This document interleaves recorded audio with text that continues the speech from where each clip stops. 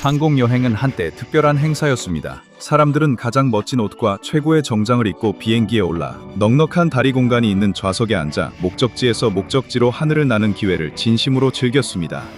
이제는 아이러니하게도 비행이 평범한 일이 되어버렸습니다.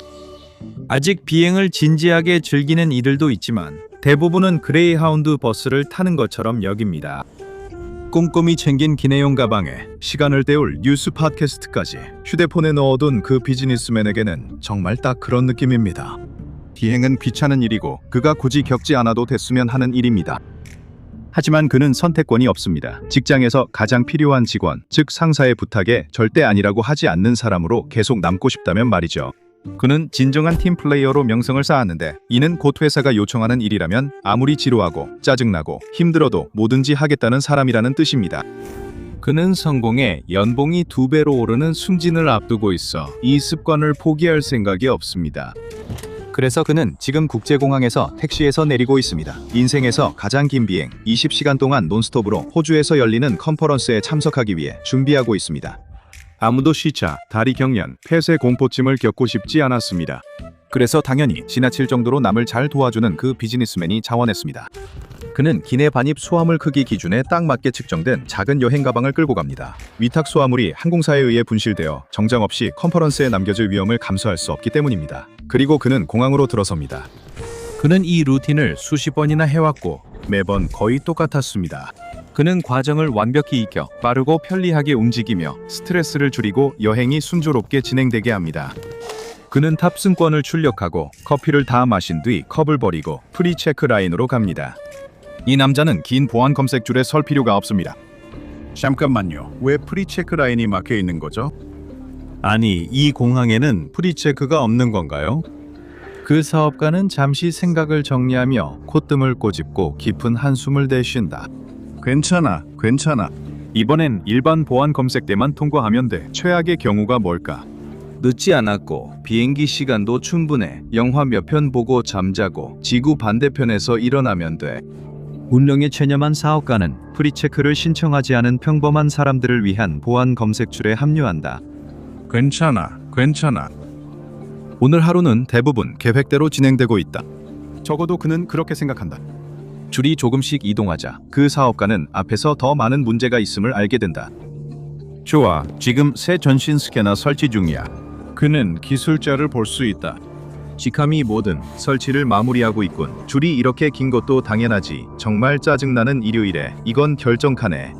하지만 이제 돌아가기엔 너무 늦었어. 그러면 승진은 물론이고 심지어 일자리까지 위험해질 수 있으니까 그냥 넘기고 계속 가는 게 낫겠지. 게이트에서 초콜릿 바라도 사 먹자. 작은 간식이 여행 스트레스에 늘 도움이 되니까. 줄이 이제 좀 더 일정한 속도로 움직이고 있어서 비즈니스맨은 가슴에 있던 긴장이 풀리고 근육이 이완되는 걸 느낄 수 있다. 좋아. 바로 이거지. 그는 신발을 벗어들고 양말만 신고 줄에 선다. 조금 우습게 보여도 이게 보안 검색대를 가장 빨리 통과하는 방법이다. 영원처럼 느껴질 만큼 시간이 흐른 끝에 마침내 그의 차례가 되어 보안 검색대로 들어간다. 만족스러운 미소를 지은 그는 신발을 기내용 가방 옆통에 넣고 둘 다 컨베이어 벨트에 올린다. TSA 요원이 그에게 전신 스캐너로 들어가라고 손짓한다. 그는 두 손을 머리 위로 올리고 반대편으로 나가라는 신호를 기다린다. 하지만 신호가 오지 않는다. TSA 요원이 손을 들어 사업가에게 그 자리에 있으라고 손짓한다. 그는 왜 지연되고 있는지 물어보려고 하지만 아무도 대답하지 않는다. 기계에 이상이 생긴 게 분명해. 아주 잘 됐네. 그는 다시 한번 깊은 한숨을 내쉰다. 그러자 바로 오른쪽 귀 뒤에서 목소리가 들린다. 힘든 하루였나 본 친구? 그 사업가는 어깨 너머로 힐끗 보며 그곳에 TSA 요원이 있을 거라 예상한다. 하지만 아무도 없다. 공항에서 겪은 최악의 하루가 그를 환각까지 보게 만든 걸까? 그는 다시 한번 그 소리를 듣는다. 이봐 친구, 거기 있니? 힘든 하루였구나. 어쩌면 무슨 이유에서인지 스캐너 어딘가에 스피커가 내장되어 있을지도 몰라. 그냥 좀 스트레스 받았어. 비행기 타면 좀 나아질 거야. 여행 가는 거구나. 재밌겠다. 어디로 가? 호주야. 일 때문에 가는 거라서 딱히 기대되진 않지만 사장님이 좋아하실 거니까. 방금 그 말은 들었어 친구야. 저기 부탁 하나 들어줄 수 있어? 그래 뭐. 여기가 어딘지 알려줄 수 있어? 방금 깨어났는데 아무것도 안 보여. 아무것도 느껴지지도 않아. 그냥 온통 어둠뿐이야. 그리고 솔직히 좀 무서워. 비즈니스맨은 주위를 둘러보지만 아무도 신경 쓰지 않고 그 목소리를 듣는 사람도 없는 것 같아. 그게 공항의 소란스러운 대화 속에 묻혀서 그런 걸까? 아니면 그 모든 것이 그의 머릿속에서만 들리는 걸까? 우리는 공항에 있어. 공항? 공항에 어떻게 가야지? 다이들아 친구, 여기서 나갈 수 있게 도와줘. 아내와 딸이 날 찾고 있을 거야. 내가 얼마나 오래 사라져 있었는지도 모르겠어. 집에 가야 해. 도와줄래? 속으로는 그 사업가는 정말 이럴 시간이 없다고 생각하지만 겉으로는 물론이죠 라고 말한다. 사실 당신이 어디에 있고 이 스캐너 같은 걸로 어떻게 말하는지 잘 모르겠어요. 무슨 말이에요? 전 여기 있고 제 입으로 말하고 있어요. 무슨 소리 하는 거예요? 사업가는 점점 인내심을 잃기 시작한다. 이 상황에는 뭔가 잘못된 점이 있다. 누구도 고장난 보안 스캐너를 통해 그에게 말하면 안 된다. TSA는 그를 통과시켜야 하며 그는 이미 탑승구에 있어야 한다. 쌓인 불만이 그에게서 터져 나온다. 나 이럴 시간 없어 라고 그는 소리친다. TSA 요원이 그를 돌아본다. 손님, 저희가 최대한 빨리 해결 중이니 소리치지 마세요. 라고 그녀가 말한다. 스캐너 속 목소리는 전에는 은밀하게 속삭이듯 낮은 톤으로 말하고 있었지만 이제 점점 더 커지고 더 절박해지고 있다. 제발 저 좀 도와주세요. 가족이 가야 해요. 왜? 아무것도 안 보이고 움직일 수 없죠. 아파요. 아파요. 모르겠어요? 아파요. 이 말들은 사업가의 귓가에 직접 외쳐집니다. 그만해, 제발 그만해. 나한테 소리 지르지 마. 여러 명의 TSA 요원들이 사업가에게 달려와 그의 상태를 살피고 몸을 붙들어주며 그의 손을 귀에서 부드럽게 떼어놓습니다. 그들은 그에게 괜찮은지 누군가를 불러들여야 하는지 묻습니다. 그 사업가는 스캐너가 고장났다며 갑자기 소리를 지르고 안에서 목소리가 들리며 뭔가 크게 잘못됐다고 외칩니다. 하지만 안타깝게도 그 사업가는 이제 조금 이상해 보이는 정도가 아니라 매우 수상해 보입니다. 한 보안 요원이 그를 옆으로 데려가 근처의 작은 방으로 안내하며 이야기를 나누려고 합니다. 그 사업가는 스캐너가 자신에게 말을 걸었고 자신이 미친 게 아니라고 계속 주장합니다. 당분간 그 신문실을 못 떠날 겁니다. 불행하게도 그 사업가는 호주행 비행기를 타지 못하게 될 것입니다. 한편 스캐너가 보안 검색대에 다른 장비들과 간섭을 일으키고 있습니다. 요원들은 줄이 멈추지 않도록 문제를 해결하려고 분주하게 움직이고 있고 그들의 동료는 근처에서 발생한 정신건강 위기를 처리하고 있습니다. 줄이 계속 움직이고 참을성 없는 승객들이 스캐너를 지나갑니다. 그들 앞에 사업가처럼 그들도 속삭이듯 간절하게 부탁하다가 고통스러운 외침으로 변하는 그 목소리를 들을 수 있습니다. 같은 남성의 목소리가 계속해서 반복되며 답을 구하고 도움을 애원합니다. 몫이 괴로워하는 누군가가 스캐너를 통해 말하고 있지만 아무도 이유를 모릅니다. 노부인은 화난 목소리의 욕설을 듣고 눈물을 흘리고 소녀는 갑작스런 소리에 놀라 비명을 지릅니다. 한 남자가 그 목소리와 말다툼을 벌이자 두 사람은 점점 격렬히 소리를 질렀다. 곧 목소리가 커져 TSA 요원들도 무시하지 못합니다. 아직 통과하지 못한 승객들의 실망 속에 그들은 줄을 막습니다. 한 명의 TSA 요원이 천천히 스캐너로 다가옵니다. 여보세요? 그녀가 외칩니다. 자신이 바보 같다고 느끼지만 아무도 스캐너를 통신장치로 쓰지 않습니다. 그 기술은 그렇게 작동하지 않습니다. 하지만 그때 종소리처럼 또렷하게 그녀는 응답을 듣습니다. 여보세요? 당신이 저를 도와줄 수 있나요? 아니면 누군가가 들어줄 때까지 계속 소리쳐야 하나요? 틀림없이 저건 사람이에요. 매우 괴로워하는 사람이죠. 지금 어떻게 말씀하시는 건가요, 선생님? 입으로 말하는 거지. 바보야 뭐야. 전 잘못한 거 없으니 그냥 보내주세요. 안 그러면 미칠 것 같아요. 저 집에 가고 싶어요. 이게 뭐죠? 납치인가요? 약 먹인 거예요? 선생님, 기계로 어떻게 말씀하시는지 알려주셔야 도와드릴 수 있습니다.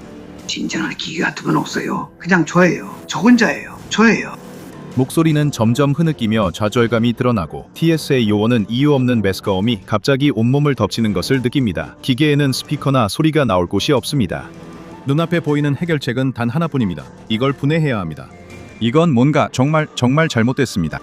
그녀는 여러 동료들을 불러 모으고 그들은 기계 외장을 이리저리 만지며 풀어서 벗겨내려 합니다. 그들이 그렇게 하는 순간 공기를 가르며 소름 끼치는 비명이 울려 퍼집니다. 멈춰. 제발 멈춰. 뭐든 할 테니 제발 멈춰주세요. 부탁이에요. 그녀가 다른 사람들에게 멈추라고 신호를 보내자 비명 소리가 멈춘다. 목소리가 다시 들릴 때는 패배하고 지친 듯한 소리가 난다. 나한테서 뭘 원하는 거야? 돈이야? 난 가진 게 많지 않지만 나이 나아지면 줄 수 있는 건 다 줄게. 제발. 내 딸이 이제 막 5살이 됐어. 난 그냥 다시 한 번만 딸을 보고 싶어. 다시 흐느끼는 소리가 들렸다. 어쩐지 그들이 기계를 열려고 할 때마다 그 기계를 통해 말하는 남자가 고통을 느끼는 것 같았다. 이건 점점 더 이상해지기만 한다. 한편 근처 방에 있던 신문관은 그 사업가가 사실 정신건강 위기를 겪고 있는 것이 아니라는 소식을 받는다. 그는 스캐너로 누군가의 말을 들었고 이제 모두가 그 소리를 듣는다. 이 신비로운 남자는 누구의 말도 듣지 않고 자신이 어디에 있는지나 어떻게 왔는지 설명하지 않는다. 그는 평범한 하루를 보내다가 의식을 잃었고 완전한 어둠 속에서 깨어났다고 주장한다. 하지만 그 사업가가 풀려날 때쯤에는 이미 호주행 비행기를 놓치고 만다. 이제 끝이야. 그게 바로 인내심의 한계를 넘긴 결정적인 순간이지. 그는 전신 스캐너로 다시 걸어가며 길에 있는 TSA 요원들을 밀쳐낸다. 그는 스캐너를 발로 차며 자신을 아주 중요한 비행편과 승진 기회에서 멀어지게 한 그 존재를 욕하고 비난한다. 사람이든 기계든 상관없다. 이제 이 물건은 그의 적이다. 취체 없는 목소리가 사업가에게 물러서라며 경고한다. 그렇지 않으면 다음에 일어날 일이 마음에 들지 않을 거라고 한다. 경고하는 거야. 사업가는 비웃고 스캐너 안의 목소리를 자극했다. 그래, 뭘 할 건데? 사업가는 곧 답을 얻게 되지만 그 의미를 이해할 만큼 오래 살지 못한다. 목소리가 지금까지 들었던 것보다 더 크게 비명을 지르자 사업가는 바닥에 쓰러진다. 그의 몸은 경련을 일으키고 눈동자는 뒤로 돌아간다. 발작이다. TSA 요원들이 개입하려 하지만 스캐너에 다가가자 그들 역시 바닥에 쓰러진다. 일부는 발작을 일으키고 다른 일부는 그냥 의식을 잃는다. 그들은 모르고 있지만 모두 극심한 방사선 중독을 겪고 있다. 보안 검색을 기다리던 승객들이 흩어지기 시작하고 사람들은 도움을 구하거나 빠르게 출구를 찾으려 사방으로 움직인다. 앞으로 48시간 안에 쓰러진 모든 사람들은 죽게 될 것이다. 2주가 더 지나면 그 자리에 있던 몇몇 목격자들도 죽게 될 것이다. 이 모든 것은 하나의 고장난 스캐너와 그 안에서 들려온 이상한 목소리 때문이었다. 이 이야기가 뉴스에 보도되기 전에 언론에 잠입해 있던 SPP 재단 요원들에 의해 은폐된다. 생존 목격자들은 기억 소거제를 투여받고 공항은 잠정 폐쇄된다. 은폐용 이야기는 테러 시도였다는 것이고 사람들은 이를 쉽게 믿는다.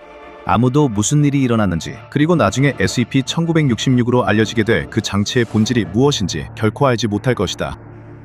SCP-1966은 2000년대에 어느 이름이 삭제된 공학단체의 제작한 백스캐터 X선 장치이다. 크기는 대략 3m×4m×4m 정도이다. 이 장치는 미국 교통안전청에서 국제공항에서 사용하기 위해 구입한 것이다.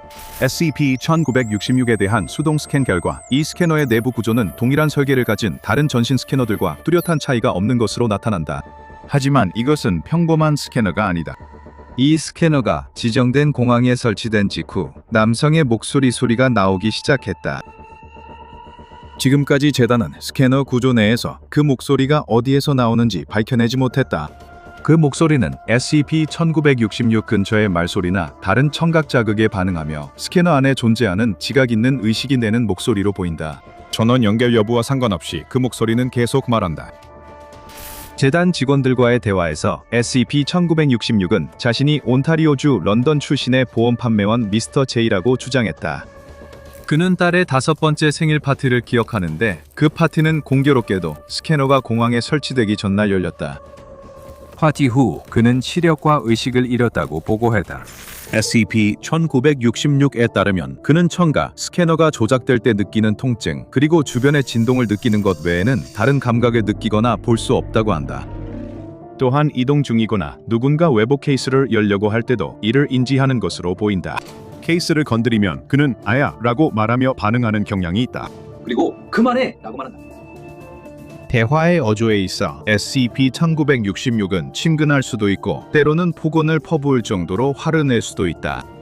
SCP-1966이 특히 화가 날 때마다 더 높은 수준의 이온화 방사선을 방출하기 시작하며 이 수치는 때때로 즉각적인 사망을 초래할 정도로 급격히 상승하기도 하고 노출 후 2주 이내에 지연된 사망이 발생하기도 한다. 인명피해를 최소화하기 위해 SCP-1966을 진정시키는 것이 중요하다. 이를 위해 프로토콜 푸사이 1966A가 개발되었다. 이 프로토콜은 재단 직원들이 SCP-1966과 상호작용할 때 염두에 두어야 할 일련의 규칙을 정했다. 첫째, 이 개체는 항상 자신이 지은 이름인 미스터 J로 불려야 한다. SCP-1966, 이 자신의 기억이나 정체성에 대해 어떤 주장을 하더라도 논쟁이나 반박 없이 받아들여야 한다. 직원들은 절대 재단 SCP-1966의 현재 형태, 그 확보 및 이력, 그리고 그것이 어디에 격리되어 있는지에 대해 언급해서는 안 된다. SECP-1966 이 자해 충동이나 자멸적인 생각을 드러낼 경우 현장 책임자에게 즉시 보고해야 한다. 주니어 직원들은 이 상황을 처리할 자격이 없는 것으로 간주되며 불필요한 방사능 중독이나 인명 피해를 막기 위해 신속한 개입이 필요하다. SCP-1966 이 자신이 어디에 있는지 묻거나 주변 환경에 대해 걱정하는 경우 현재 토론토 병원의 장기 치료 병동에 있으며 교통사고로 뇌 손상을 입었다고 알려야 한다. SCP-1966 이 아내나 딸과 통화하게 해달라고 하면 허용된 답변은 지금은 통화할 수 없습니다. 이다. 이는 SCP-1966에게 제공된 위장 이야기와 관련된 것으로 그 내용은 아내와 딸이 같은 교통사고로 사망했다는 것이다. 하지만 이를 직접적으로 말하면 개체의 스트레스 수준이 악화될 수 있고 위험할 수 있으므로 부드럽게 상기시키고 정정하는 것이 더 바람직하다. SCP-1966을 확보한 지 약 1년 후 재단은 아내와 딸이 있는 캐나다 온타리오주 런던의 보험 판매원 미스터 제이를 추적했다. 설문조사로 위장한 면담에서 그의 기억과 의견은 SCP-1966 이 처음 공항에 배치된 날짜까지 SCP-1966과 일치했다. 그는 이후 3년간 관찰됐지만 아무 이상도 발견되지 않았다. 모든 면에서 그는 완전히 평범하고 특별할 것 없는 남자다. 미스터 제이에 대해 가장 특이한 점은 재단이 확인한 바로는 그가 SCP-1966과 한 번도 접촉한 적이 없다는 것이다. 실제로 그는 SCP-1966이 이전에 사용되었던 공항에 한 번도 발을 들여놓은 적조차 없다. 어떻게 된 일인지 SCP-1966은 미스터 제이의 의식의 흔적을 가지게 되었지만 그것이 정확히 어떻게 일어난 것인지는 내 이해를 벗어난다. SCP-1966은 지하 2km에 위치한 전용 벙커에 보관되어야 한다. 벙커는 주변 환경으로 방사능이 누출되는 것을 막기 위해 10m 두께의 철근 콘크리트 벽과 추가로 1m 두께의 방사선 차폐층을 갖추어야 한다. 이 위험을 더욱 줄이기 위해 벙커의 위치는 모든 주요 도시나 인구 밀집 지역 그리고 재단 시설로부터 최소 100km 이상 떨어져 있어야 한다. SCP-1966의 벙커의 현재 위치는 기밀로 분류되어 있으며 특별 허가를 받은 사람들에게만 제공된다. SCP-1966의 감시소는 최소 5명의 2등급 이상 재단 직원이 상시 근무해야 한다. 벙커의 현장 책임자는 4등급 권한을 가지고 있어야 하며 공인 심의학자여야 한다. 이 현장 책임자의 승인 없이는 누구도 SCP-1966과 상호작용할 수 없으며 SCP-1966과의 모든 상호작용은 프로토콜 PSI-1966A를 준수해야 한다. SCP-1966의 이야기는 내게서 쉽게 잊히지 않는다. 내가 연구한 것 중에서 가장 기이한 변칙 현상도 아니고 가장 위험한 것도 아니지만 그 안에는 강렬한 비극성이 있다. 공항 보안을 돕기 위해 만들어진 기계가 어느 순간 자신의 것이 아닌 의식을 갑자기 갖게 되는 저주를 받았다. 어떤 것도 SCP-1966 이 자신이 가정을 꾸린 캐나다인 남성이 아님을 납득시킬 수 없다. 그의 마음은 항상 자신이 결코 살 수 없는 삶에 대한 생각과 기억으로 가득 차 있다. 아무리 현실적이고 개인적으로 느껴져도 애초에 자신에게 속한 적이 없는 삶이다. 우리 모두 같은 어리석음에 시달리지 않는다고 확신할 수 있을까? 우리의 기억, 이름, 정체성이 정말 우리 것인지 어떻게 확신할 수 있을까? 자아라는 개념은 매우 연약한 것이며 SCP-1966은 우리가 자신에 대해 아무리 확신을 가져도 외부의 관찰자들은 우리가 결코 이해할 수 없는 진실을 볼 수 있다는 불안한 사실을 상기시켜준다. 나는 엑스레이 스캐너 하나로 이렇게까지 존재론적인 감정을 느끼게 될 줄은 전혀 예상하지 못했다. 아침 햇살이 창문을 통해 들어와 먼지와 잡동사니로 가득한 아파트에 빗줄기를 드리웠다. 희망으로 가득했던 삶의 흔적들이 부드럽고 신비로운 빛에 잠겼다. 여러 발굴 현장에서 찍은 빛바랜 사진들과 천재 고고학자, 잃어버린 무덤을 발굴하다와 같은 제목의 기사들이 그의 놀라운 발견을 조명하며 액자에 담겨 있었다. 고고학계의 신성이 또다시 역사를 새로 쓴다. 그것은 한 고고학자의 삶을 담은 고고학적 기록이었다. 이제 그는 자신이 유물이 되어 과거에 묻혀 있었다. 화려한 헤드라인이 쏟아진 지도 수년이 흘렀다.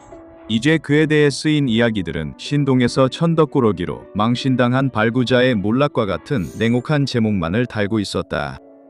문 두드리는 소리에 남자는 침대로도 쓰는 낡은 소파에서 벌떡 일어났다. 그는 당황해 방 안을 둘러보았다.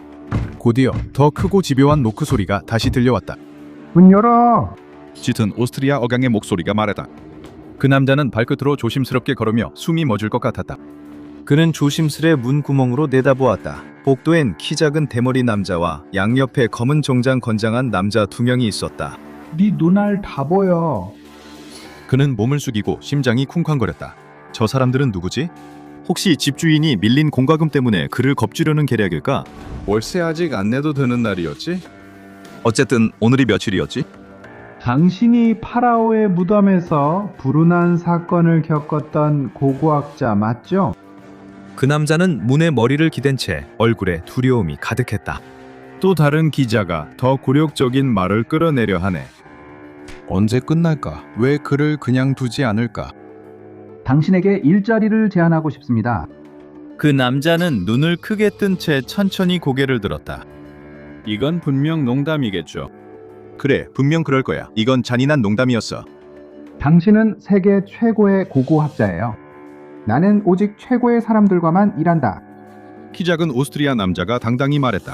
문 좀 열어주시겠어요? 키 작은 오스트리아 남자는 조용히 인내심 있게 기다렸다. 양복 입은 두 경호원이 서로 눈을 마주쳤다. 마침내 문이 딸깍 소리를 내며 열렸다. 대머리 남자가 들어왔고 경호원이 뒤따랐다. 그들은 의자 위에 빨래를 치우고 상사를 위해 왕좌라도 바치듯 의자를 내놓았다. 작은 오스트리아 남자가 앉으라고 손짓했다. 남자는 긴장한 듯 손바닥을 핥고 이미 그럴 기회는 오래전에 지나갔음에도 불구하고 좋은 인상을 주려는 듯 머리를 매만졌다. 그는 조심스럽게 손님 맞은편에 앉았다. 오스트리아인은 몸을 앞으로 숙이며 눈에 흥분의 불꽃이 반짝았다. 작은 오스트리아인이 손가락을 딱 튕기자 거대한 경호원 중 한 명이 서류 가방을 꺼내 번개처럼 열어 돌판을 드러냈다. 이것에 대해 말할 수 없는 게 뭐죠? 작은 오스트리아인은 눈이 반짝이는 남자에게 유물을 건네며 물었다. 그는 수년 만에 이렇게 살아있음을 느껴본 적이 없었다. 남자가 석판을 살펴보며 돌에 새겨준 조각들이 뉴멕시코의 보카네그라 협곡 지역에서 발견된 3000년 된 암각화와 닮았다고 설명했다. 그는 다급하게 책장에서 지형도를 꺼냈다. 남자가 현대 지도를 손가락으로 따라가며 그의 시선은 서판의 고대 선들로 옮겨졌다. 이 구불구불한 선을 봐요. 저건 산을 의미하고 여기 있는 이 기호는 물을 나타내는 것 같아요. 이걸 바탕으로 당신이 찾고 있는 것은 아마도 여기에 묻혀 있을 거라고 그는 결론지었어요. 그러면서 뉴멕시코의 한 계곡을 손가락으로 가리켰죠. 왜소한 오스트리아 남자는 득을양양하게 미소 지었다. 좋아. 나를 위해 뉴멕시코에 가줄 거지. 응? 그 남자는 신이 나서 고개를 끄덕였다. 오스트리아인이 보리스가 너와 간다고 말했다. 인간 장벽 같은 보리스는 말없이 응시했다. 그가 네가 내 보물에 오줌 누지 않도록 지켜줄 거야. 작은 오스트리아인이 웃으며 덧붙였다. 몇 시간 만에 고고학자는 보리스와 함께 뉴멕시코행 비행기에 타게 되었다. 도착하자마자 장비를 완전히 갖춘 팀이 그들을 기다리고 있었고 이미 그가 알려준 좌표에 진을 치고 있었다. 그들의 지나친 효율성은 이번 일의 중요성을 드러냈다. 팀은 곧 거대한 석판으로 막혀있는 무덤 입구를 발견했다. 하지만 이것은 평범한 장벽이 아니었다. 그 돌에는 인간 형상이 그려진 섬뜩한 프레스코화가 있었고 흰 반점들로 뒤덮여 있었다. 마치 위험이나 저주를 경고하는 듯했다. 그 남자는 즉시 강한 끌림을 느꼈다. 그는 그 프레스코화의 불길한 경고를 해독하고 싶었지만 보리스라는 우락부락한 바보가 고대의 돌에 다이너마이트를 설치하기 시작하자 그는 잠깐 생각할 시간밖에 없었다. 당신 지금 뭐 하는 겁니까? 고고학자가 항의했다. 보리스는 남자의 외침을 무시하고 성냥을 그었다. 도화선이 타들어가자 모두가 몸을 피했다. 거대한 폭발이 고대 입구를 산산조각내기 전에 그들은 간신히 몸을 움츠릴 시간밖에 없었다. 고고학자는 하늘에서 역사의 파편들이 쏟아져 내리는 것을 충격에 휩싸여 바라볼 수밖에 없었다. 연기가 채 거치기도 전에 보리스는 무덤의 어둠 속으로 돌진했다. 일행은 잠시 머뭇거리며 서로 눈치를 주고받은 뒤 안으로 따라 들어갔다. 그들은 탐험하러 온 것이었다. 탐험을 위해 돈을 받았고 바로 그 일을 할 것이었다. 그들은 좁은 복도를 걸으며 발소리가 무덤 안에 으스스하게 울렸다. 곧 그들은 거대한 동굴로 들어섰고 손전등 빛이 벽을 스치듯 비쳤다. 벽면 전체에는 고대의 문양이 가득했고 인간 형상들에는 똑같은 흰 점들이 박혀 있었다. 아마도 피부에 영향을 주는 질병일 거라고 그 남자가 중얼거리며 보리스가 듣기를 바랐다. 경고에도 불구하고 보리스는 개의치 않고 앞으로 나아갔고 대원들은 마지못해 그를 따라갔다. 행렬이 동굴 중앙에 가까워질 때 맨 뒤에 있던 대원 한 명이 비틀거렸다. 그의 발 아래 있던 돌이 낮고 거친 소리를 내며 바닥으로 꺼졌다. 조심히 걸으세요. 고고학자가 속삭였다. 그의 목소리는 정적을 간신히 뚫고 퍼졌다. 갑자기 휙 하는 소리가 들리더니 또 한 번, 그리고 또 한 번 이어졌다. 섬뜩한 비명이 정적을 깨뜨렸다. 고고학자는 손전등을 들고 몸을 돌렸고 그의 얼굴 바로 앞을 도끼가 거칠게 휙 지나가는 것을 간신히 목격했다. 또 다른 도끼가 그의 뒤에서 휘둘러져 팔을 스쳤다. 고고학자는 충격에 휩싸여 그 자리에서 얼어붙었다. 두 개의 큰 손이 그의 다리를 붙잡아 땅으로 끌었다. 그는 보리스였다. 그들이 땅에 누워있을 때 도끼들이 허공을 가르며 휘둘렀고 그들은 동료 몇 명이 도끼에 베어 쓰러지는 모습을 지켜봤다. 엎드려 고고학자가 외쳤지만 이미 늦었다. 대원 중 한 명이 도끼에 찔렸다. 그는 아직 서 있는 상태에서 몸통이 두동강 났다. 그의 다리가 잠시 후 무너져 결국 그는 땅에 쓰러졌다. 상처에서 피가 기괴한 분수처럼 터져나와 잘려나간 시신 주위로 쏟아지고 고였다. 마침내 혼란과 유혈 사태가 끝나고 모든 것이 끝이 났다. 동굴 안에 정적이 내려앉았다. 남은 대원들은 충격의 바닥에 웅크린 채 움직이지 못했다. 보리스가 가장 먼저 일어났다. 그는 태연하게 자신의 슈트를 털고 동굴 깊숙한 곳으로 향하기 시작했다. 고고학자인 그는 동굴 바닥에 널브러진 동료들의 참상을 보는 순간 고고학자 안에서 무언가가 뚝 끊어졌다. 그 남자가 단호히 말했다. 우린 그들을 두고 갈 수 없어. 보리스는 돌을 부술 만큼 날카로운 냉정한 눈빛으로 그를 바라보았다. 그가 양복 안에서 무언가를 찾으려 했지만 고고학자는 너무 흥분해 눈치채지 못했다. 내 말 들었어? 우리가 하기 전까진 더 못 간다고 했잖아. 총성이 귀를 찢을 듯이 컸다. 남자 뒤 몇 피트 떨어져 있던 승무원이 쓰러졌다. 보리스가 그의 얼굴에 총을 쐈다. 뭐라고 했지? 보리스가 무표정하게 물었다. 고고학자는 충격과 공포에 휩싸여 바라보았다. 그는 도대체 무슨 일에 휘말린 걸까? 보리스는 무기를 다시 주머니에 넣었다. 그때 고고학자는 보리스의 손에 하얀 병변이 있는 것을 보았다. 그가 입을 열기도 전에 보리스가 먼저 말을 잘랐다. 계속 움직이라고 그는 으르렁거리며 말하며 동굴 깊숙이 걸어갔다. 마지못해 선원들은 보리스를 따라갔고 그들 모르게 위험이 다시 그들 발밑에 도사리고 있었다. 모두가 천천히 움직였고 고고학자가 경고했지만 이미 늦었다. 선원들의 발밑에서 판이 딸깍 소리를 내며 움직였고 벽이 살아 움직이기 시작했다. 화살이 벽에서 쏟아져 나와 각각 치명적인 정확도로 목표를 맞췄다. 화살의 끝 뚫린 선원은 고통에 찬 비명을 질렀다. 피가 그의 가슴과 목에서 솟구쳤다. 그때 고고학자는 다시 그것을 보았다. 죽은 남자의 뺨에 또 다른 흰 병변이 있었고 팔에도 또 하나가 있었다. 공포가 그를 엄습했다. 그는 자신의 손바닥을 내려다보고 뒤집어 보았다. 그리고 바로 손목 끝자락에 작은 흰 병병이 눈에 들어왔다. 그는 소매를 걷어 올렸고 더 많은 병변들이 있었다. 바짓단을 올리자 더 많은 병변들이 있었다. 모두 자기 몸을 확인해 보세요. 고고학자가 소리쳤다. 일행은 재빨리 따랐고 소름 끼치게도 모두가 그 이상한 질병에 감염되어 있었다. 노출된 지 2시간밖에 안 됐다. 감염은 빠르게 퍼졌다. 공포로 가득 찬 눈으로 모두가 자신의 몸과 서로를 바라보고 있을 때 보리스가 공중에 총을 쏘았다. 그는 후회나 두려움이라고는 전혀 없이 그들을 멍하니 바라보았다. 계속 움직여. 그가 소리쳤다. 아무도 어느 쪽 운명이 더 끔찍한지 결정할 수 없었다. 빠르게 몸속을 퍼져가는 이상 감염인지 아니면 방아쇠를 쉽게 당기는 보리스인지. 모두가 한숨을 내쉬며 고개를 떨구고 보리스를 따라갔다. 세 번째 동굴에 들어가려던 순간 보리스가 멈춰섰다. 그는 아무것도 모르는 대원 한 명을 앞으로 밀쳤다. 내가 앞장서라고 그는 겁먹은 젊은 남자에게 명령했다. 젊은 남자는 고고학자를 돌아보며 얼굴이 공포로 일그러졌다. 천천히 한 걸음씩 확인해 고고학자는 안심시키듯 말했다. 젊은 남자는 고개를 끄덕였으나 여전히 확신이 없어 보였다. 그는 조심스럽게 동굴을 지나가며 한 걸음 한 걸음씩 확인하기 시작했다. 다른 이들도 그가 밟은 자리만 따라 조심스럽게 뒤따랐다. 진행은 느리고 조심스러웠지만 그들은 여전히 살아있었다. 하지만 젊은 남자가 발 디딜 곳을 시험해보자 바닥이 그의 아래에서 움직이기 전까지 그랬다. 그는 얼어붙었고 다른 방향으로 발을 옮기려 했지만 땅이 무너져 그의 발 아래 커다란 구렁이 벌어졌다. 그의 비명소리가 동굴 벽에 메아리 쳤고 그는 뾰족한 말뚝이 박힌 구덩이로 떨어지며 소름 끼치는 파열음과 함께 처박혔다.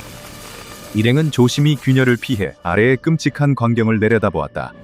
젊은 남자의 몸이 커다란 말뚝에 경련하게 경련을 일으키고 있었다. 고고학자가 보리스의 팔을 붙잡았다. 이렇게 계속 사람을 잃을 순 없어. 보리스는 고고학자의 손을 내려다본 뒤 다시 그의 눈을 바라보았다. 고고학자는 침을 꿀꺽 삼키고 손을 놓았다. 우리는 보물을 찾은 후에 떠난다. Those are my orders. 그리고 당신도요. 보리스는 건조하게 말하며 양복 자켓 너머로 총의 윤곽을 두드렸다. 모두가 신음하며 선원들은 보리스를 따라 무덤 안으로 더 깊이 들어갔다.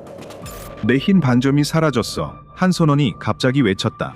모두가 자신을 확인하기 시작했고 정말로 이상한 기적처럼 모두의 피부에서 병변이 사라져 있었다.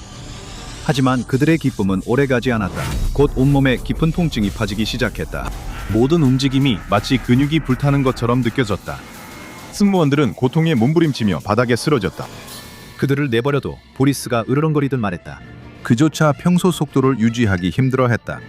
그들에게 무슨 일이 일어나고 있는 거지? 그들이 죽어가고 있는 건가? 24시간 동안 물을 못 마셔서 탈수 증상이 온 것 같아. 넓은 방에 들어서자 모두가 안도의 한숨을 내쉬었다. 그들은 마침내 도착했다. 그들 앞에는 금과 루비가 흩어져 있었고 흰 천더미가 미라처럼 보이는 형태로 쌓여 있었다. 일행은 네 번째이자 마지막 동굴, 즉 집단 매장실에 들어섰다. 일행이 쑤시는 팔다리로 주머니에 장신구를 채워 넣는 동안 고고학자는 보리스가 어디 있는지 주위를 둘러보았다. 그는 방 중앙에 있었고 나무 상자를 향해 가고 있었다. 그냥 가져가게도 고고학자는 매장실을 살피며 중얼거렸다.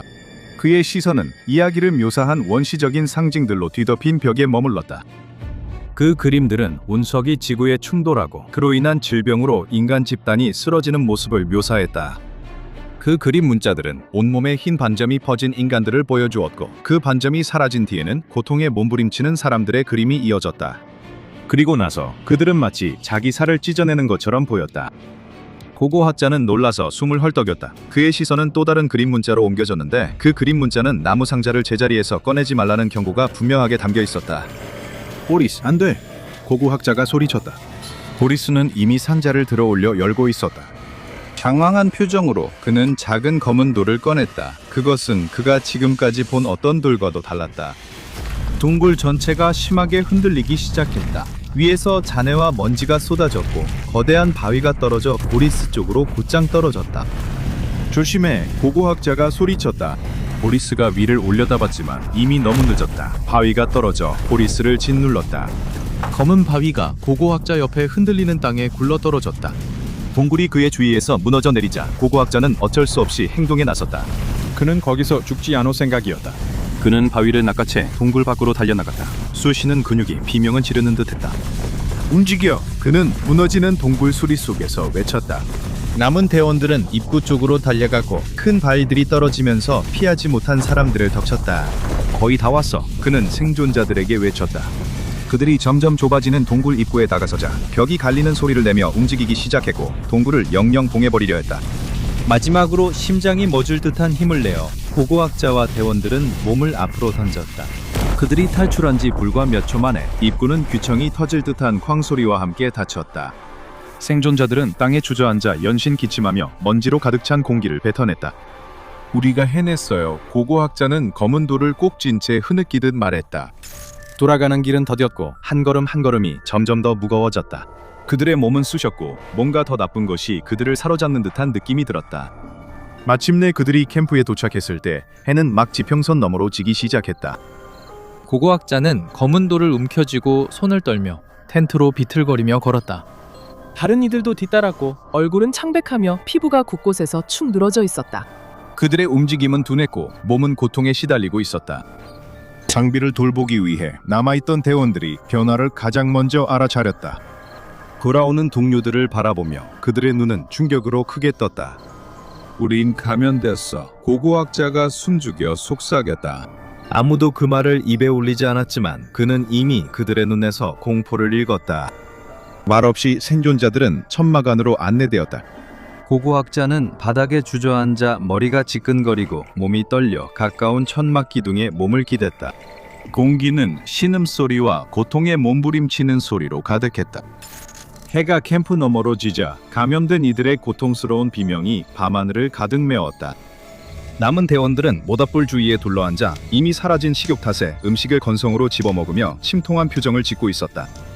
침묵 끝에 한 대원이 제가 가서 확인하겠습니다 라고 자원했다. 그녀는 자리에서 일어나 가장 가까운 텐트로 걸어갔다. 다른 사람들은 멍한 눈으로 앞만 바라보며 생각에 잠겨 있었다.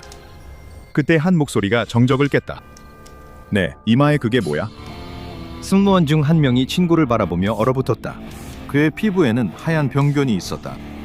그가 손을 뻗어 만지려 할 때 그의 시선은 옆 사람 팔에 비슷한 병변에 머물렀다. 다른 사람들도 하나씩 자신을 확인했고 공포는 들불처럼 퍼져나갔다. 그들의 몸에는 이제 하얀 병변이 가득했다. 공포가 그들 사이를 휩쓸었다. 갑자기 피가 얼어붙는 비명이 퍼졌다. 승무원들은 벌떡 일어나 심장이 쿵쾅거렸다. 그들은 두려움에 목이 조여오는 듯 텐트로 달려갔다. 그녀는 비틀거리며 밖으로 나와 얼굴은 창백했고 공포에 질려 있었다. 그들은 안을 들여다보았다. 보고 화자는 안에 있었고 그의 몸은 앞으로 굽혀져 있었으며 손으로 자신의 피부를 긁어내고 있었다. 그는 소름 끼치고 강박적인 동작으로 자신의 팔살을 벗기고 있었다. 승무원들은 공포에 질려 얼어붙어 눈을 떼지 못했다. 또 다른 비명이 한 텐트에서 밤을 갈라다. 알려가 보니 둥글에서 탈출했던 팀원들 중 더 많은 사람들이 똑같이 기괴한 행동을 하고 있었다. 그들은 자신의 살을 핥히고 있었다. 어떤 이들은 손으로, 또 어떤 이들은 칼로, 그리고 몇몇은 조잡한 둔기기까지 사용하고 있었다. 도움을 청해야 해. 한 대원이 중얼거렸지만 모두 헛된 일임을 알고 있었다. 감염된 대원들은 말없이 지프차에 올랐다. 마을로 가야 했지만 공항을 막기 위해 자신들에게 무슨 일이 일어난 건지 들키면 안 됐다. 아직은 아니다. 지프차는 인도 옆에서 시동을 걸고 대기했고 한 대원이 집으로 갔다. 안에서는 다른 대원들이 숨을 죽인 채 지켜봤다. 그들은 겉으론 병변이 없는 대원을 대표로 보내기로 했다. 그가 문으로 터벅터벅 걸으며 지프차를 다시 살펴 위험이 없는지 확인했다. 하지만 안에 있던 대원들은 근처 정원에서 놀고 있는 어린아이에게 시선을 돌렸다. 뺨에 흙이 묻고 호기심 어린 눈빛을 가진 그 작은 소녀는 잔디 위에서 장난감 트럭을 밀고 있었다. 처음에 대원들은 별로 신경 쓰지 않았지만 소년이 멈춰서 위를 올려다보더니 지프차 쪽으로 걸어오기 시작했다. 그의 맨발이 점점 다가왔고 시선은 차량에서 한시도 떨어지지 않았다. 창문 가까이에 있던 대원이 몸을 굳히며 소년들과 눈이 마주쳤다. 방금 우리를 본 건가? 그들 중 한 명이 불안한 목소리로 속삭였다. 다른 이들은 숨죽이고 창문 너머를 바라보았다. 소녀는 지프차 바로 앞에 멈춰서서 고개를 약간 갸웃하며 순진한 눈으로 그들을 바라보았다. 너희들은 왜 표범처럼 생겼어? 소년이 순진하게 물었다.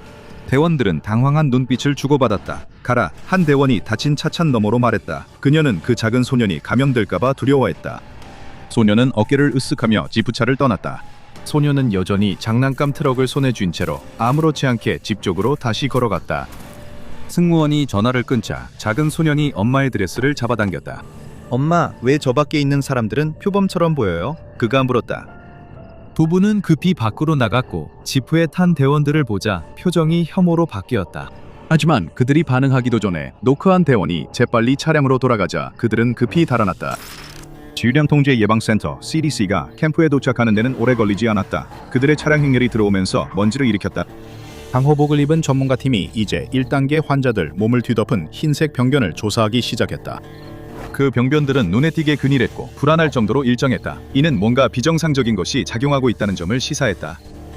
처음에 CDC 전문가들은 조심스러우면서도 희망을 가졌다. 그들은 이것이 대체로 무해하지만 특정 조건에서 피부 감염을 유발할 수 있는 스타필로코커스 에피더미디스 박테리아일 수 있다고 의심했다. 이것은 병변의 발생과 증상의 급속한 발현을 설명해 줄 수 있었다. 하지만 팀이 3단계 환자들이 머무는 캠프 깊숙한 곳으로 이동하자 그들의 희망은 금세 사라졌다. 이 환자들은 단순히 아프지 않았다. 그들은 빈이 된 상태였다. 몇몇은 바닥에 누워 야생 동물처럼 자신의 피부를 핥히고 있었다. 다른 이들은 서 있었고 손과 얼굴이 상처로 심하게 망가져 있었다. 몇몇은 멈추지 않는 자기 파괴의 충동에 이끌려 거칠고 광적인 동작으로 자신의 살을 찢고 있었다. 그 광경은 너무나 끔찍해서 강인한 질병통제센터 관계자들조차도 뒷걸을 좀 질쳤다. 수석 전문가는 이건 황색포도상구균 감염이 아니야 라고 낮게 중얼거렸다. 이건 훨씬 더 심각한... 그가 생각을 끝내기도 전에 비명이 공기를 가르며 울려 퍼졌다. 순식간에 3단계 환자 1명, 이 분노에 찬 눈으로 그를 향해 달려들었다. 경고 없이 나머지 환자들도 따라왔다. 감염자들은 방호복을 잡아찢으며 놀라운 힘으로 그 재질을 갈기갈기 찢어버렸다. 장갑이 찢겨나가고 헬멧이 머리에서 벗겨지면서 CDC 요원들은 무방비 상태로 노출되었다. CDC 요원의 말이 맞았다. 이건 단순한 병원체가 아니었다. 이것은 SCP-1121이었다. SCP-1121은 미지의 아메바성 원생동물로 표피포도상구균, 노출될 때만 활성화되는 독특한 돌연변이 능력을 가지고 있습니다. 에피더미디스는 일반적으로 인간 피부에서 발견되는 무해한 박테리아입니다. 다른 유기체에 도입될 경우 SCP-1121은 비활성 상태로 남아 있습니다. 그 DNA는 여러 곤충종과 유전자를 공유하지만 알려진 어떤 생물에서도 발견되지 않는 유전자도 포함하고 있습니다. SCP-1121은 자연적으로 번식하지 않으며 생존을 위해 액체가 필요하지 않습니다. SCP-1121-ES 에피더미디스와 상호작용하면 죽기 전에 그 박테리아를 SCP-1121-111이라는 매우 위험한 변종으로 변이시킵니다. 이것이 감염의 시작을 알리며 S. 에피더미디스가 일반적으로 건강한 인간에게는 무해함에도 불구하고 노출된 사람은 모두 감염됩니다. SCP-1121-1은 모든 알려진 항생제의 내성을 가지고 있으며 현재로서는 Staphylococcus epidermidis exitabilis에 의한 감염을 치료할 수 있는 방법이 존재하지 않습니다. 감염된 대상자는 1년의 단계를 거치게 됩니다. 1단계 감염 후 5시간 이내에 피부에 작은 흰색 병변이 나타나며 이는 일반적인 S. epidermidis 감염과 구별이 어렵기 때문에 오진될 가능성이 높습니다. 2단계 1단계 후 약 24시간이 지나면 감염이 피부 깊숙이 퍼지면서 병변이 사라집니다. SCP-1121-1 이 피하 조직을 흡수하여 끈적거리는 물질로 바꾸고 극심한 고통을 유발합니다. 피부는 창백해지고 처지며 극심한 체중 감소와 비슷한 모습을 보입니다. 3단계 환자들은 자신의 피부를 벗기기 시작하며 주로 손을 사용하지만 일부는 도구를 사용하기도 합니다. 이 과정은 2단계로 인해 고통이 없어 보이며 의식적인 행동이 아닙니다. 속에 있는 물질이 드러나면 감염자는 혼란스러워지고 비감염자에게 적대적으로 변하므로 이 단계에 도달하기 전에 제거가 필요합니다. SCP-1121-1은 1단계와 2단계에서 주로 피부 접촉을 통해 빠르게 전파되지만 직접적인 접촉 없이도 전파될 수 있다는 증거가 있습니다. 어떤 샘플을 다룰 때든 방호복 착용이 필수입니다. 3단계 이후에도 감염은 제거된 피부에 남아있으며 박테리아는 알 수 없는 기간 동안 계속 활성 상태를 유지합니다. 버려진 피부의 위험은 여전히 해결되지 않은 위협입니다. 부록 1121A01에 따르면 SCP-1121은 뉴멕시코에서 진행된 고고학 발굴 도중 발견되었습니다. 운석과 처음 접촉한 고고학자는 현재 SCP-1121-1, 즉 환자 제로로 간주되고 있습니다. 이틀 만에 감염은 환자 제로에서 연구팀 전체와 여러 지역 주민들에게 퍼졌습니다.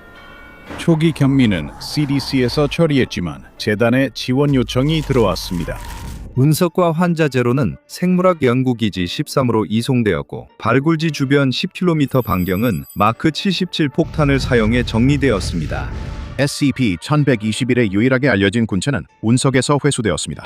루비디움 스트론튬 연대 측정을 이용한 질량 분석기 분석 결과 운석의 나이는 약 25억 년으로 밝혀졌습니다. 운석의 도착과 관련된 정확한 상황과 환자 제로의 행동에 대한 추가 세부 사항은 삭제되었습니다. 닥터 밥의 파일에서 또 다른 영상을 시청해보세요. 예를 들어 SCP-420 공격적인 피부 질환과 같은 사례를 통해 여러분이 무해하다고 생각했던 피부의 이상한 점에 대해 다시 한번 생각하게 될 또 다른 변칙 개체를 확인할 수 있습니다. 그녀는 하늘의 주인처럼 당당히 조종 속에 들어섰다. 거대한 금속새 조종은 이제 단순한 일이 아니라 일종의 퍼포먼스 아트였다. 조종실은 그녀의 무대였고 조종관은 그녀의 소품이었다. 그리고 이륙, 기동, 착륙 하나하나가 오직 그녀만이 연출할 수 있는 연극의 완벽한 연기였다. 그녀가 자리에 앉으면서 부조종사를 힐끗 바라보았다. 그는 자신감 넘치는 비행사처럼 보이려고 연습하는 듯했다. 그건 전혀 효과가 없었다. 그녀는 웃음을 참고 체크리스트를 들었다. 우리 아기가 잘 잤는지 볼까? 라며 능청스럽게 항목들을 체크했다. 유압장치, 확인, 연료, 트럼 가는 10대의 차, 기름통처럼 가득 채웠어. 계기판이 내 미래보다 더 밝아. 그녀의 부조종사가 분위기를 맞추려고 덧붙였어. 그리고 날씨도 내 마지막 건강검진만큼 맑아. 그녀는 우유도 상하게 할 만한 눈초리로 그를 쏘아봤어. 승객들은 꾸준히 탑승했고 이른 아침에 졸린 속삭임이 기내를 채웠어. 그녀가 부조종사를 힐끗 보자 그는 그녀를 잠깐 바라보다가 서툴게 통신 시스템을 만지며 시선을 피했어. 그녀는 다이얼을 조정했다. 손가락은 흔들림 없었다. 피닉스 타워, EU2전, 이륙 준비됐나요? 그녀는 헤드셋으로 통신했어요. 그녀의 목소리는 언제나처럼 전문적이었지. EU2전, 이륙 허가. 타워에서 잡음 섞인 응답이 들렸어. 엔진이 굉음을 내며 살아났고 그 소리는 그녀에게 어떤 자장가보다도 더 위안이 되었다. 스로틀을 살짝 밀자 그들 아래의 괴물이 꿈틀거리며 중력의 속박을 벗어나고 싶어했다. 그들이 부드러운 상승을 즐기고 있을 때 조종석에 긴급한 경고음이 울리며 평온함이 거칠게 깨졌다. 충돌 회피 시스템의 경고였고 그녀의 시선은 레이더에 고정되어 있었다. 초대받지 않은 점 하나가 빠르게 그들의 영공으로 접근하고 있었다. 접근 중인 항공기입니다. 그녀는 눈을 가늘게 뜨고 레이더를 보며 말했다. 손은 조정단 위에서 언제든 조치할 준비가 되어 있었다. 두 조종사도 화면을 들여다봤다. 충돌 경로에 있습니다. 상황이 위급해지자 그녀는 지금 완전한 조종권을 확보해야 했다. 그녀는 오토파일럿 스위치를 향해 손을 뻗었다. 동작은 빠르고 확실했다. 하지만 스위치를 껐음에도 불구하고 콘솔 시스템은 반응하지 않았다. 그녀는 목소리에 불안이 스민 채 외쳤다. 그녀는 스위치를 다시 위아래로 더 세게, 더 단호하게 움직였다. 몇 초가 흘렀고 모든 순간이 중요했다. 그녀는 콘솔의 불빛을 바라봤다. 불빛은 여전히 켜져 그녀의 노력을 비웃는 듯했다. 디스플레이가 불길하게 깜빡였다. 마치 보이지 않는 힘이 항공기 시스템을 가지고 노는 듯했다. 마지막으로 절박하게 그녀는 손바닥으로 콘솔을 세게 쳤다. 버튼이 마침내 마지못해 딸깍 소리를 내며 들어갔고 불빛들이 하나씩 깜빡이며 꺼졌다. 됐어.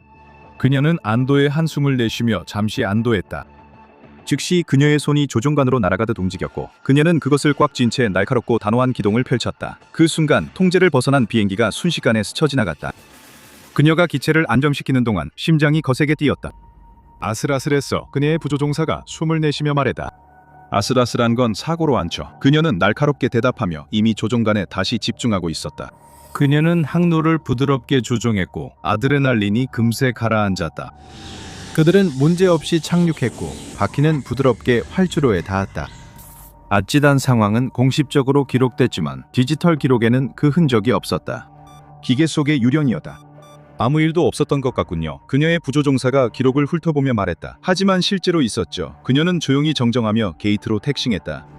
객실 문이 열리고 승객들은 무사히 도착한 기쁨에 들떠서 내렸다. 그녀는 조종석에 남아 이 재난과의 아찔한 순간을 보고서에 기록했다. 그 사건은 그녀가 공항을 걸을 때도 계속 머릿속을 맴돌았다. 꼭 풀어야만 하는 수수께끼처럼. 하지만 다음 비행 탑승이 이미 시작돼 그녀는 억지로 마음을 돌렸다. 어쨌든 아무도 다치지 않았다. 그녀는 영웅이었다.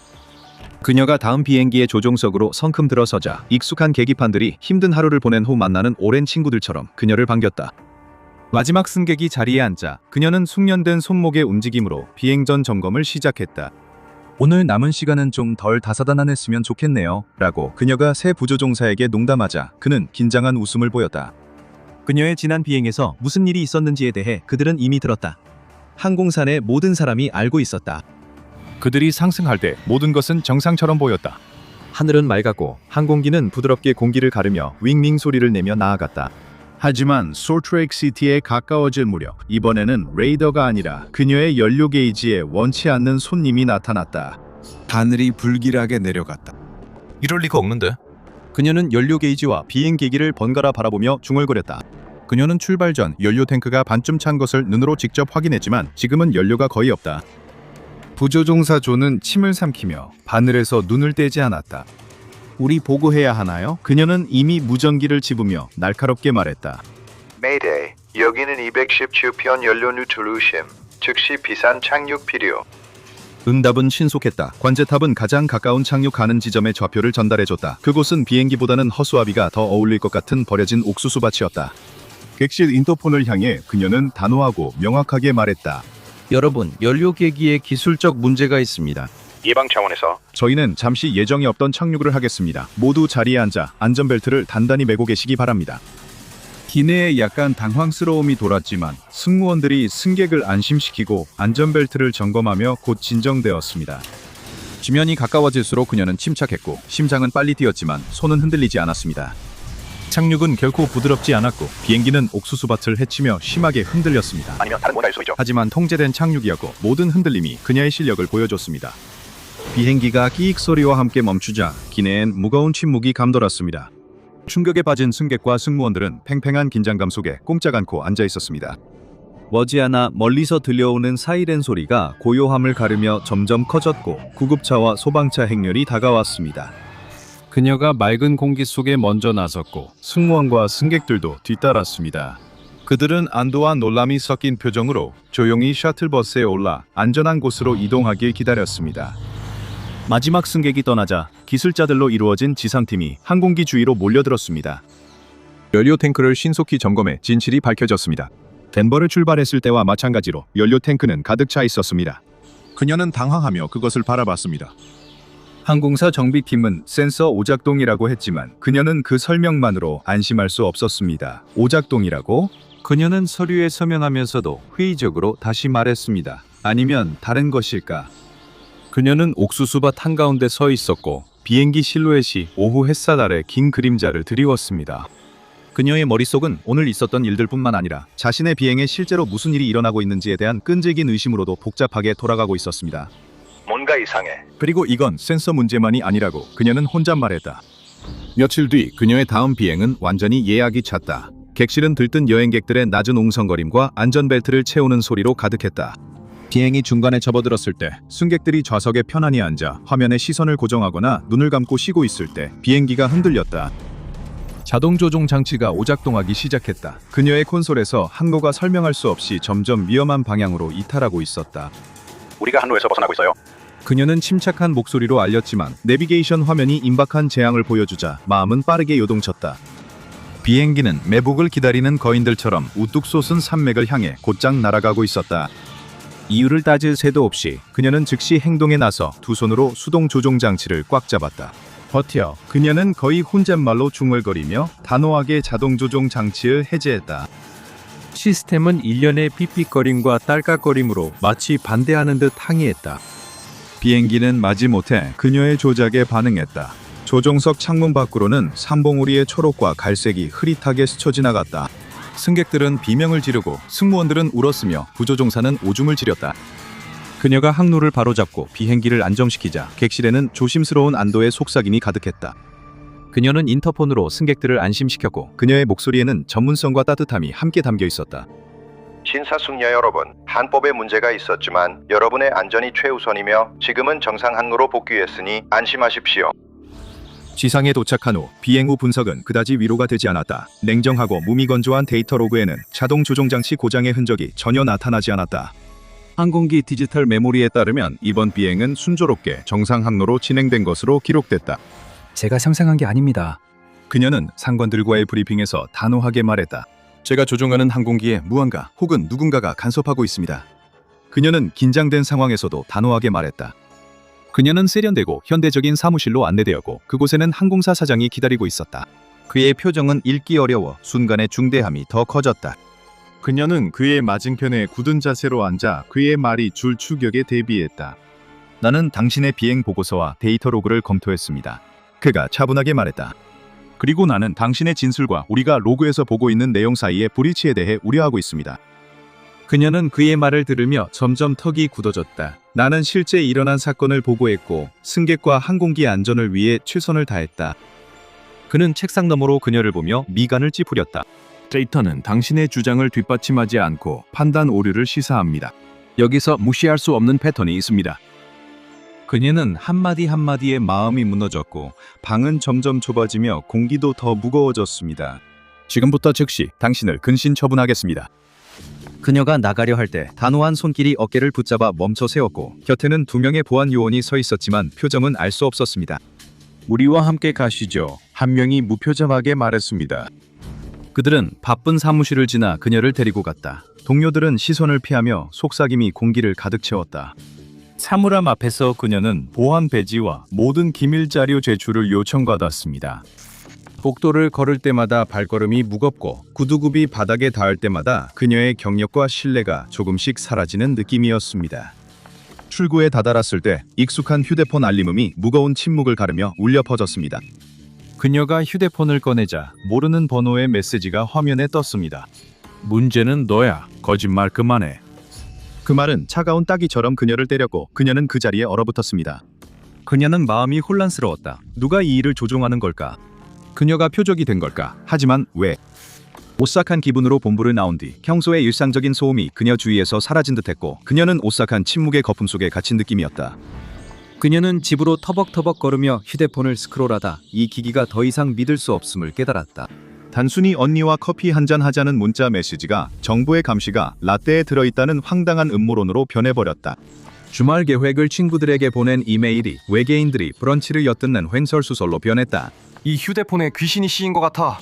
그녀는 중얼거리며 휴대폰이 낄낄대며 대꾸하기라도 할 것만 같았다. 다음날 아침이 되자 전국 뉴스 방송국들은 미친 조종사 사건을 대서특필하며 그녀의 엉성한 비행 장면과 정신과 관련된 추측을 곁들여 방송했다. 추측이 난무했다. 생방송에서 평판이 추락하는 모습을 지켜보는 건 결코 유쾌하지 않았다. 적어도 내가 더 잘 나오는 각도로 찍으라고 그녀는 화면을 향해 투덜거렸다. 그녀의 상황은 스릴러와 형편없는 시트콤 사이를 아슬아슬하게 오갔다. 드물게 조용한 순간 그녀의 전화가 울렸다. 또다시 모르는 번호였다. 하지만 순전히 호기심에 망신을 당한 파일럿은 전화를 받기로 했다. 수화기 너머에는 탐사 기자가 있었다. 상대는 진심으로 말하는 듯했고 놀라울 만큼 평범했다. 당신 이야기를 계속 지켜보고 있었는데 뭔가 맞지 않는 부분이 있어요. 당신이 누군가의 표적이 된 것 같아요. 그가 설명하자 그녀는 안도했다. 드디어 자신의 이야기를 들어줄 사람이 나타난 것이다. 모든 것을 털어놓고 싶었던 그녀는 조급하게 자신의 이야기를 쏟아내기 시작했다. 말들이 절박하게 쏟아져 나왔다.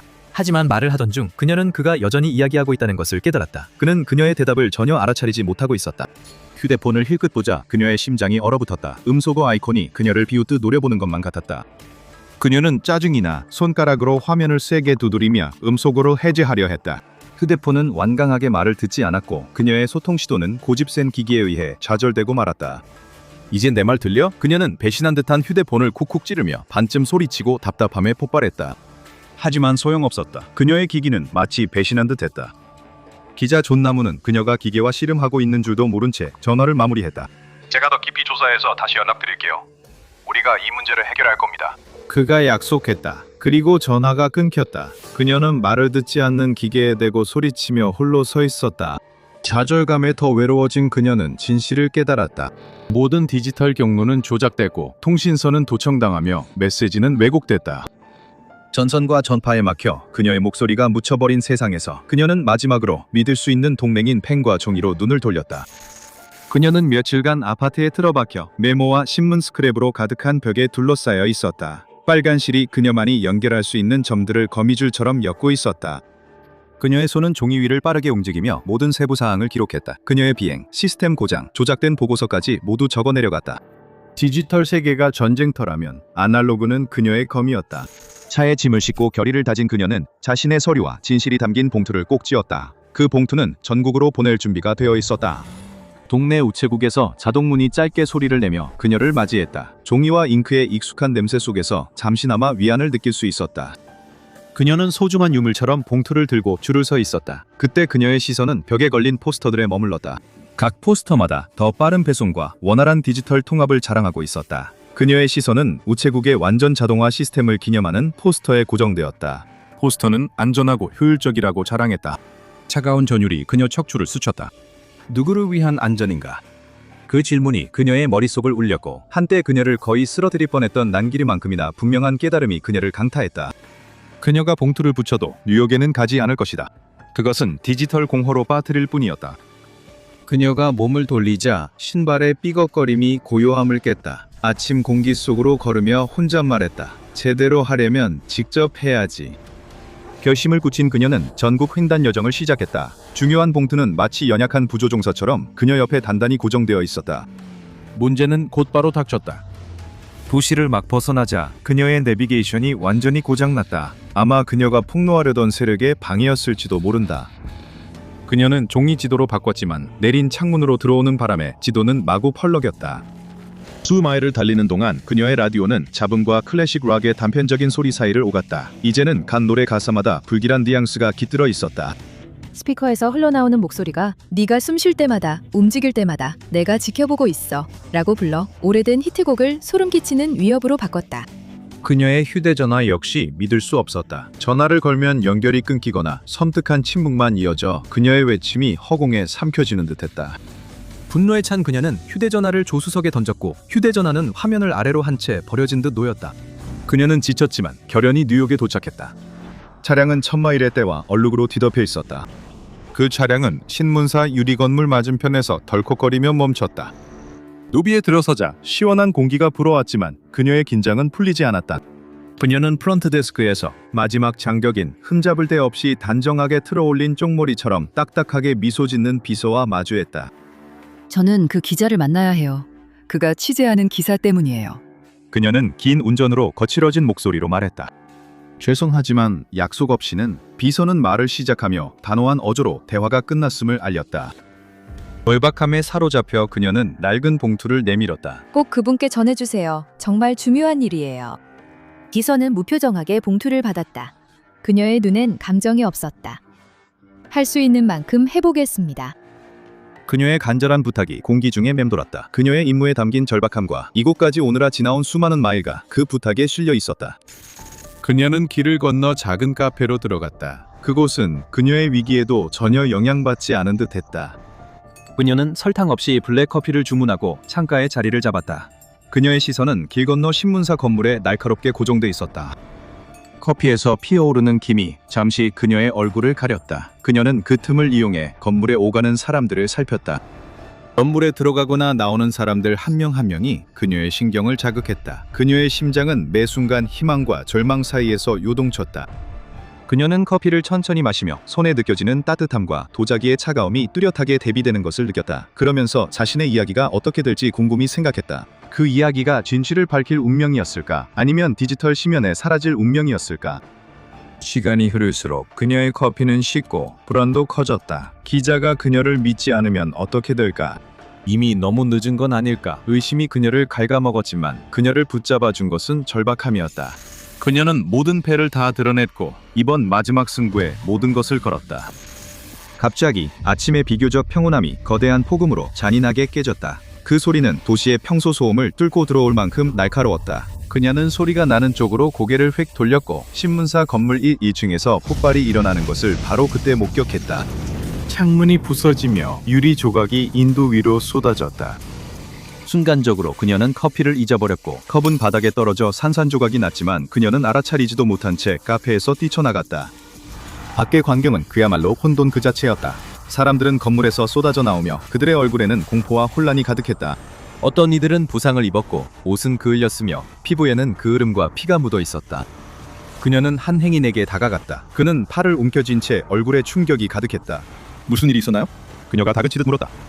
기자의 컴퓨터였어요. 책상 위에서 갑자기 폭발했어요. 난생 처음 보는 일이었죠. 그가 더듬거리며 말했다. 그의 목소리는 손만큼이나 떨리고 있었다.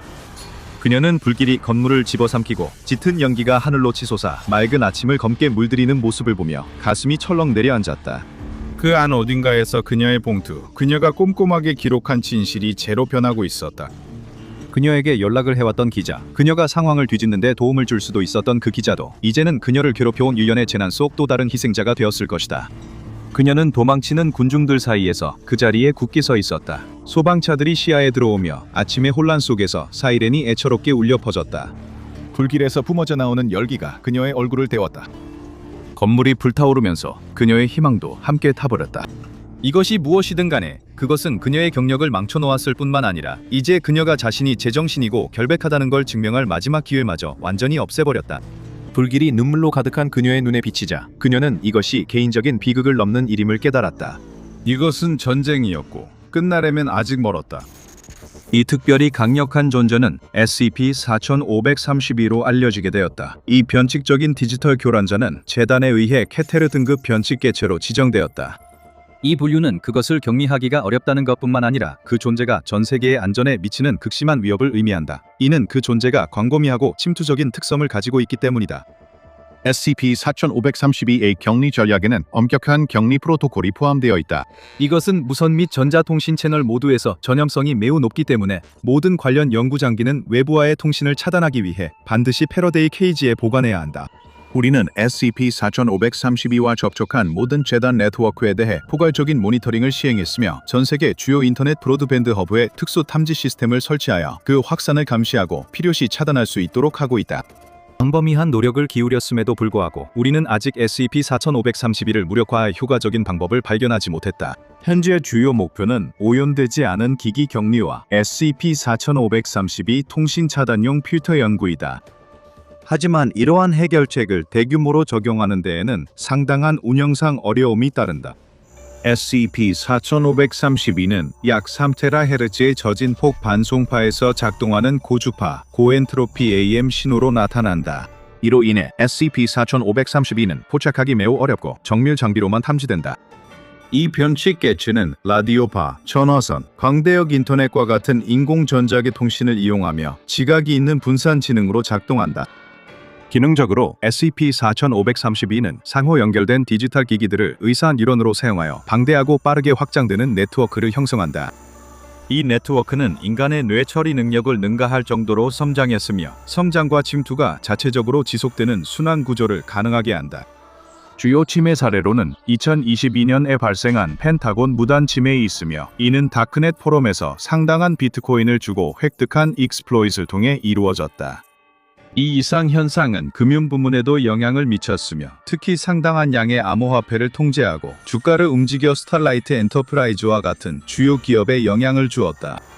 최근에는 SCP-4532의 활동이 나사의 심우주 네트워크 통신에서 감지되었고 뉴 호라이즌스와 같은 행성 간 임무에서 돌아오는 신호에서도 발견되었다.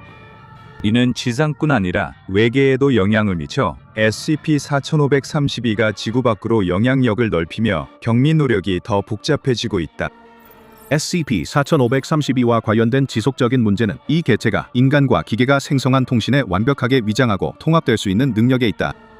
기술의 각 발전은 잠재적으로 SCP-4532의 활동을 위한 새로운 경로가 될 수 있어 점점 더 디지털화되는 우리 세계에서 전례 없는 위협이 되고 있다. 경찰서장은 첫 출근을 한 신참 형사에게 처음에는 미제 사건부터 맡게 될 거야 라고 말한다.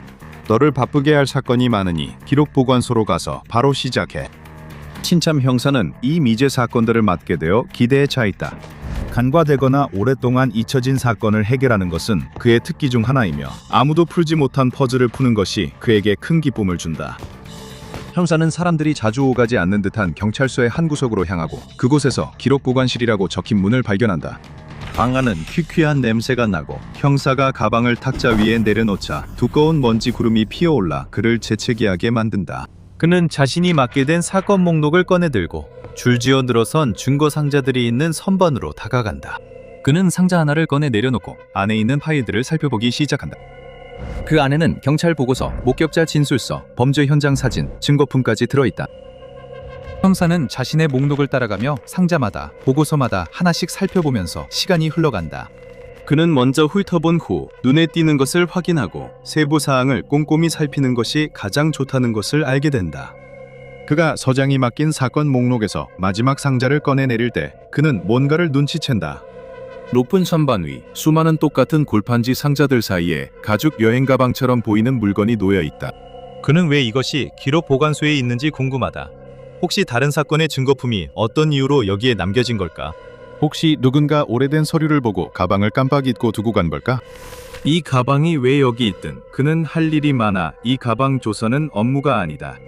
하지만 다시 생각해보면 이 가방이 무엇이고 안에 뭐가 들어있는지 알기 전까지는 집중할 수 없다는 걸 그는 알고 있다.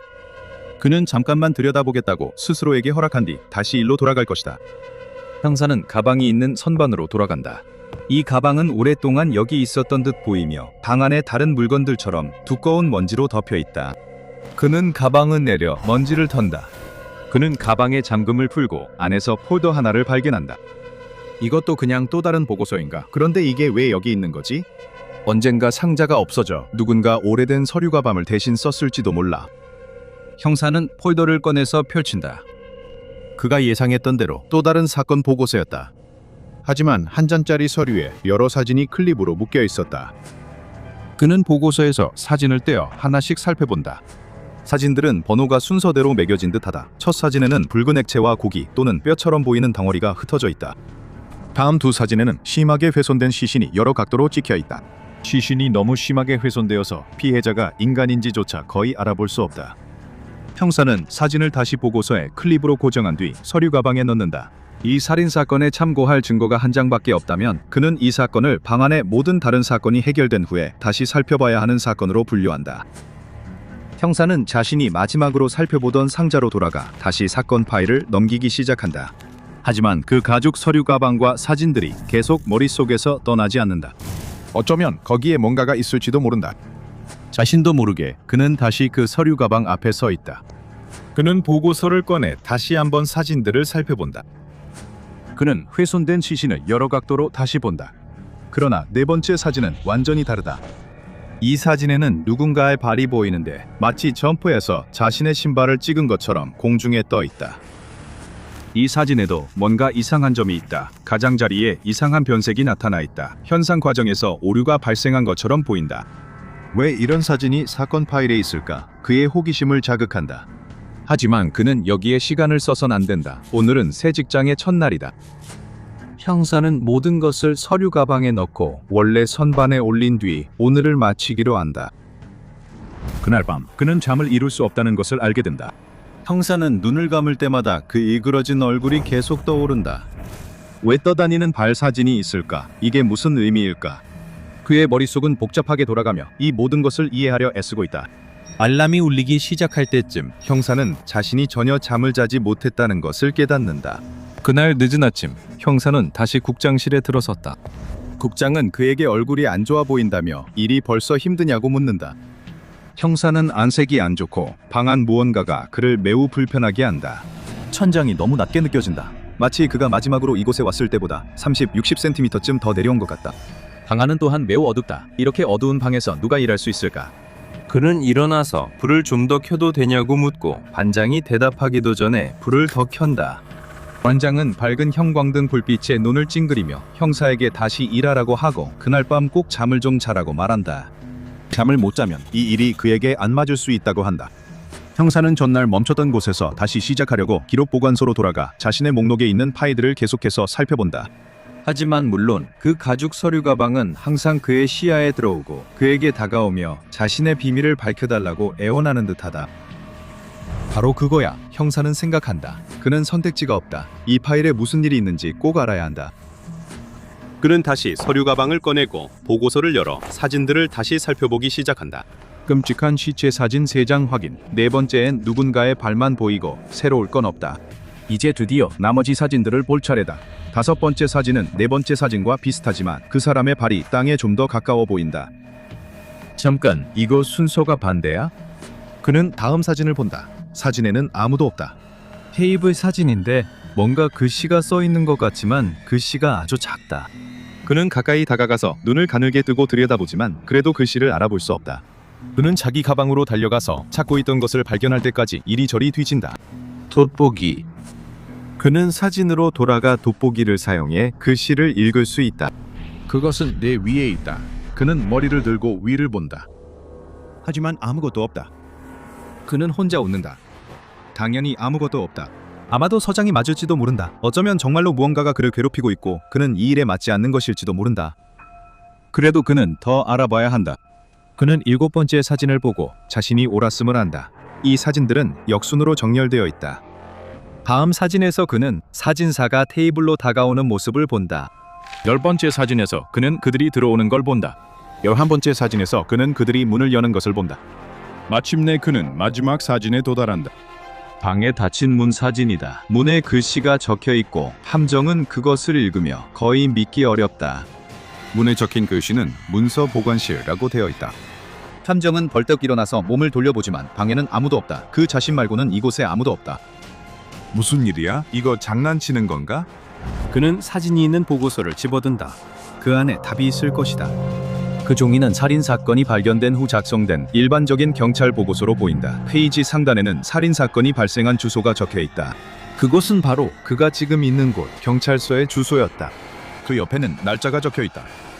하지만 그건 불가능해. 날짜가 오늘이야.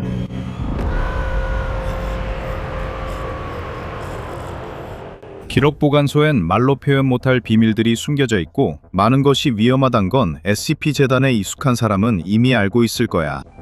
아카이브 자체에 있는 파일이 위험한 경우는 드물지만 SCP-767의 경우가 바로 그렇지. 이건 치명적인 범죄 현장 사진 시리즈로 겉보기와는 전혀 다른 것이야. SCP-767은 한 경찰서의 기록 보관소에서 회수된 변칙적인 물체 시리즈에 붙여진 명칭이야. 이 물체들에는 12장의 폴라로이드 사진이 포함되어 있는데 각각 SCP-767당 1부터 12까지의 명칭이 붙여졌어. 이 사진들이 바로 이 물체들을 둘러싼 병칙적 특성의 근원으로 보이지. 각 사진은 왼쪽 아래 구석에 1번부터 12번까지 번호가 붙어 있지만 역순으로 연대가 매겨진 것처럼 보여. 역순으로, 즉 12번으로 표시된 사진부터 보면 사진들은 누군가가 방에 들어가서 탁자를 살펴보는 1인칭 시점을 보여줘. 탁자에는 글씨가 적혀 있는데 SCP-767의 반복마다 번갈아가며 내 위에 있다 또는 천장에 있다라고 적혀 있어. 이 글씨는 신선한 피로 보이는 붉은 물질로 쓰여 있지. 다음 사진들도 계속 1인칭 시점으로 찍혀 있고 사진을 찍는 사람이 탁자 위로 공중에 들어 올려지는 모습이 보여. 사진의 가장자리에는 검은 연기가 피어오르는 것처럼 보이는데 처음에는 사진 현상 문제나 사진의 손상처럼 보일 수 있어. 마지막 3장의 사진에는 죽은 지 얼마 안 된 시신이 찢긴 상태로 심하게 훼손되어 전혀 알아볼 수 없게 된 모습이 담겨 있어. 마지막 사진에서는 시신이 거의 액체화된 것처럼 보이고 방 안에는 피와 내장이 흩어져 있는 모습이 보여. 이 사진들의 출처는 알려지지 않았고 실제로 촬영된 것인지 아니면 어떤 방식으로든 나타난 것인지도 알 수 없어. 이 사진들을 새로운 장소로 옮겨 일주일 동안 그곳에 두면 사진들은 보관된 건물 안의 한 방을 반영하도록 변하게 돼. 사진에 등장하는 인물은 사진의 무서운 효과를 마지막으로 경험한 사람의 모습으로 바뀌게 돼. 그 효과에 대해서는 나중에 더 설명할게. SCP-767 이 위치에 따라 변하는 능력은 사진과 항상 함께 있는 경찰 보고서와 갈색 가죽 서류 가방인 SCP-767 13과 14에도 나타나. 경찰 보고서 상단에는 주소와 날짜가 적혀 있는데 이 둘 모두 어떤 식으로든 SCP-767의 현재 날짜와 위치를 반영하도록 변하게 돼. 가죽 서류 가방에는 금색 이니셜이 새겨져 있는데 그 이니셜은 가방이 들어있는 건물의 소유주나 책임자의 이름으로 바뀌게 돼. 하지만 SCP-767의 변칙적인 특성은 여기서 끝나지 않아. 사진에 노출된 사람들은 사진 시리즈를 얼마나 깊이 들여다보느냐에 따라 다양한 영향을 경험하게 돼. SCP-767-1부터 3까지 보는 사람들은 심하게 훼손된 시신을 보는 데서 오는 일반적인 반응 외에는 특별한 효과를 느끼지 않는다고 보고해. 대부분의 사람들은 그 사진들을 이상하거나 불쾌하다고 묘사하지. 하지만 4번부터 6번까지의 사진을 본 사람들은 대개 폐소 공포증을 느끼게 되었다고 보고해. 많은 사람들이 새롭게 암흑 공포증, 즉 어둠에 대한 두려움, 더 구체적으로는 어둠 속에서 나쁜 일이 일어날 수 있다는 가능성에 대한 두려움을 경험했다고 말하지. 이러한 두려움의 강도는 본 사진의 개수에 따라 달라지기도 해. 7번째, 8번째, 9번째 사진에 노출된 피험자들은 천장을 확인하고 싶은 강한 충동을 느끼게 돼. 대부분은 사진 속 탁자 위에 글씨를 읽은 직후 즉시 고개를 위로 젖히는 모습이 관찰되지. 이후 인터뷰에서 피험자들은 그 느낌이 본능적이거나 누군가가 경고하듯 그 말을 자신에게 소리친 것 같았다고 말했다. 이후 피험자는 누군가가 자신을 지켜보고 있다는 감각을 느끼게 되고 보통 계속해서 소름이 돋는다고 보고해. 마지막 3장의 사진을 본 사람들은 사진에서 벗어나려고 할 때 공포로 인한 마비 현상을 겪는 것으로 보이게 돼. 피험자 바로 위 천장에 그림자 같고 검은 거품이 있는 덩어리가 형성되기 시작하는데 이것은 SCP-767-15로 지정되었어. 하지만 이 덩어리의 존재는 직접 목격한 사람들에 의해서만 보고되었고 사진이나 영상 기록에는 나타나지 않아. 이 기체 물질의 촉수들이 덩어리에서 내려와 영향을 받은 피험자를 붙잡고 그들을 공중으로 들어올린 뒤 거칠게 공격해. 촉수들이 피험자를 깊게 베어내면서 심한 열상을 입히고 결국 완전히 파괴해. 그 결과 피험자는 피와 살점만 남게 돼. 이 어두운 기체 구름의 정체, 출처, 행동 이유는 아직 밝혀지지 않았어. 희생자를 잡으면 막으려는 시도도 실패했지. 개입하려는 사람들은 강력한 힘에 의해 밀려나고 모든 무기는 이 덩어리를 아무런 효과 없이 통과할 뿐이었어. SCP-재단이 이 존재를 발견한 이후 비슷한 운명을 겪은 것으로 보이는 여러 미해결 사건들이 추가로 확인되었고, 이 사건들이 SCP-767과 767 당 15개체와 연관이 있는지에 대한 조사가 계속 진행 중이야. SCP-767 1부터 12까지의 사진들은 SCP-767-13 보고서 안에 보관되어야 하며, 이 보고서는 다시 갈색가죽 SCP-767-14 서류 가방 안에 보관되어야 해. 그리고 이 모든 물품들은 SCP-재단의 위험물품 안전격리센터에 보관되고 있어. 그 본질이나 기원에 대해 우리가 아는 것이 거의 없기 때문에 SCP-767을 구성하는 모든 변칙개체들, 그리고 SCP-767 총 15개체까지 포함해서 전부 유클리드로 분류되었어. 그리고 이 개체들에 접근하려면 최소한 4등급 사이트 관리자 1명의 서면 승인이 필요해. SCP-767 이 SCP-재단 기록 보관소에서 가장 위험한 파일은 아닐지 몰라도 말 그대로 가장 위험한 파일일 수는 있어. 하지만 당신이 전혀 예상하지 못한 방식으로 영향을 줄 수 있는 놀랍도록 위험한 개체들이 많이 있어. 예를 들어 SCP-1875 강력한 효과를 가진 골동품 체스 오토마톤이 있는데 직접 봐야 믿을 수 있을 거야. 소방관이 불타는 아파트 건물 안을 달린다. 타오르는 잔해가 그의 주변에 떨어지면서 공기는 검은 연기로 가득 차 있다. 혼란 속에서 그는 다른 대원들과 떨어지게 되었다. 그들은 이미 건물에서 나갔을 것이고, 이런 상황을 보면 그도 그래야 할 것 같다. 그러나 소방관이 계단을 내려가려 돌아설 때 그는 무언가를 듣는다. 복도 끝 방에서 울음소리가 들려온다. 소방관은 문으로 달려간다. 분명히 안에 누군가 있다. 그가 도움을 요청하는 목소리를 들을 수 있다. 제가 갑니다. 소방관이 외치지만 문을 열려고 해도 꿈쩍도 하지 않는다. 그는 뒤로 물러나 몸을 문에 반복해서 던진다. 다시, 또다시, 또다시. 마침내 문이 벌컥 열린다. 뜨거운 열기와 연기가 소방관을 덮치지만 그는 누가 도움을 청하고 있는지 볼 수 있다. 저기 방 건너편 침대 밑에 반쯤 몸을 숨기고 있는 어린 소녀가 있다. 그녀는 봉제 토끼 인형을 안고 겁에 질려 울고 있다. 소방관은 그녀에게 한 걸음 다가가지만 바닥이 무너질 것 같은 느낌이 들어 다시 뒤로 물러선다. 그 바닥은 그의 몸무게를 못 견딘다. 소녀가 자기 쪽으로 기어와야 한다. 그것만이 그녀의 기회다. 불타는 잔해가 떨어지는 가운데 그는 소녀에게 이쪽으로 오라고 손짓한다. 작은 소녀가 처음엔 천천히, 점점 더 빠르게 그를 향해 기어온다. 그녀가 거의 그에게 다다랐을 때 크게 쩍 하는 소리가 난다. 소방관은 바닥이 무너져 소녀가 떨어지는 모습을 지켜볼 수밖에 없다. 하지만 갑자기 그녀가 멈춘다. 소방관은 믿을 수가 없다. 그녀는 셔츠가 파이프에 걸려 공중에 매달린 채 아래서 인형 토끼가 불길에 타는 걸 본다.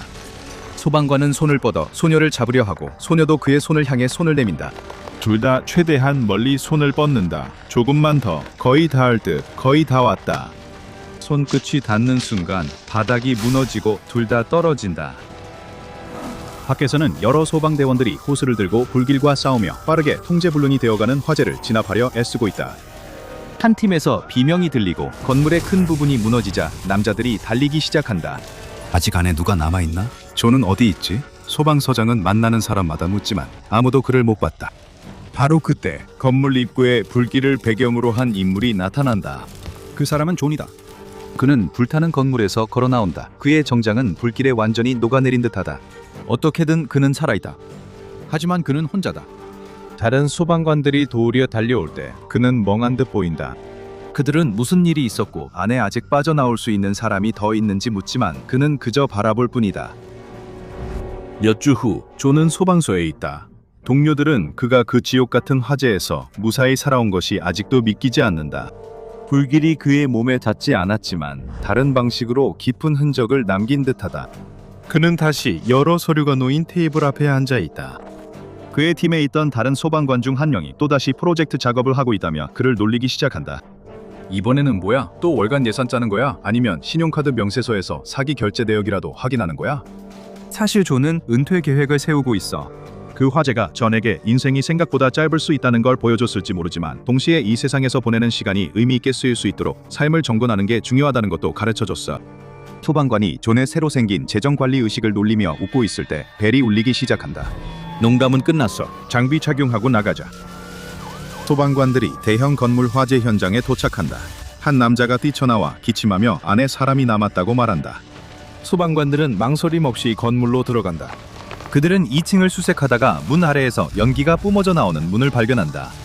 존은 문이 뜨거운지 확인한 뒤 엄지손가락을 든다. 그들은 문을 열고 들어간다. 연기가 자욱해 거의 아무것도 보이지 않는다. 그러다 그들은 연기 속에서 무언가를 발견한다. 한 여자가 바닥에 누워 있다. 그들이 그녀에게 다가가려는 순간 천장에서 들보가 쿵 하고 떨어진다. 둘 다 재빨리 몸을 피하고 소방관은 간신히 깔릴 위기를 모면한다. 그가 일어나서 존이 괜찮은지 묻지만 아무런 대답이 없다. 그는 재빨리 주위를 둘러보지만 존이 보이지 않는다. 마치 그가 그냥 사라진 것 같다. 무슨 일이 일어났는지 생각할 틈도 없이 그는 여자를 들어올리며 기침한다. 그녀는 아직 살아있다.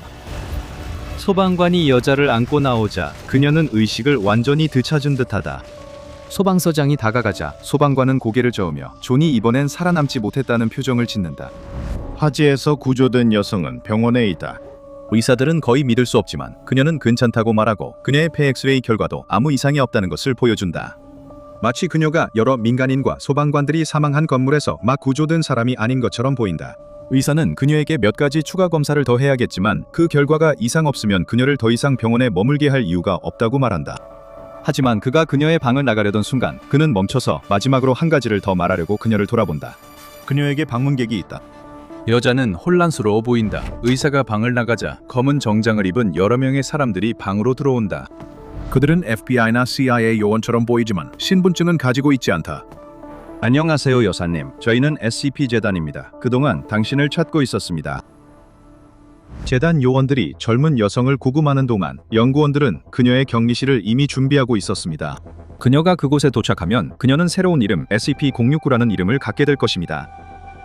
이 변칙 개체는 인간형 존재이지만 기이한 능력 덕분에 정확한 외형은 극적으로 달라질 수 있습니다. SCP-069가 최근에 사망한 사람의 시신과 단둘이 남겨지면 069는 그 사람의 외형을 정확히 복제하게 됩니다.